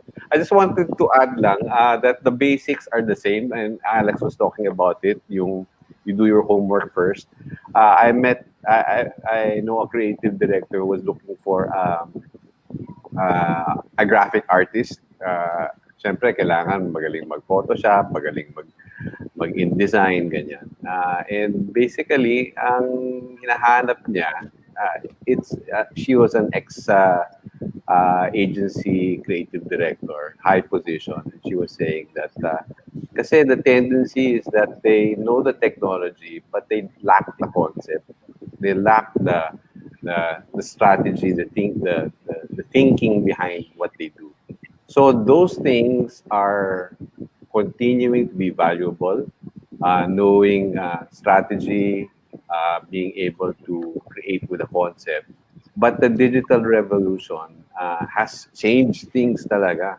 Kasi now, you buy media, for example, you buy Facebook, and you want to boost a post. You will have the demographics, you will have the psychographics there. Tinatanong sa iyo, kung ba to, do they like to exercise? Do they prefer College this kind educated of or not? andun na eh. So, and then the metrics are there. The delivery for your 1,000 pesos, you will get X number of people. And then you go to buy on YouTube, they will tell you how long that your market's viewing the video. Dati, pag nakabukas lang yung video mo, PSRC will say, marami, ito, nakita na nila. Pero ang totoo, Number of no, hits. 5 seconds na yun eh. Kasi nag-change channel na yun eh. Pero ito, sinasabi na sa iyo, with their analytics, they viewed it for 5 minutes, for 10 minutes, for an hour, di ba? So, advertisers are now going to the digital platform because it shows them how they're reaching, where their money is going, basically. And that's the attraction of digital. And that's the challenge, I guess, for radio. The digital, like you said, Marty, ad agency, digital space is all graphs and computers, and that, because that's the way it is now. And the delivery, the advertisers are looking, even for even for out of home, because they're using now the GPS. Yep. They know where you're going. They know what you're seeing. Merong mga eye tracking devices na. Sobrang yung technology. So that's what's in front of us. Although if you ask me, they really should ban outdoor kasi there's just too many goddamn billboards making the view ugly. Yeah. Yeah. But Very true. you know, it's have you seen this movie Brazil by Terry Gilliam? no. It's a dystopian movie, and at the end of the movie, the hero and the heroine drive off into the sunset.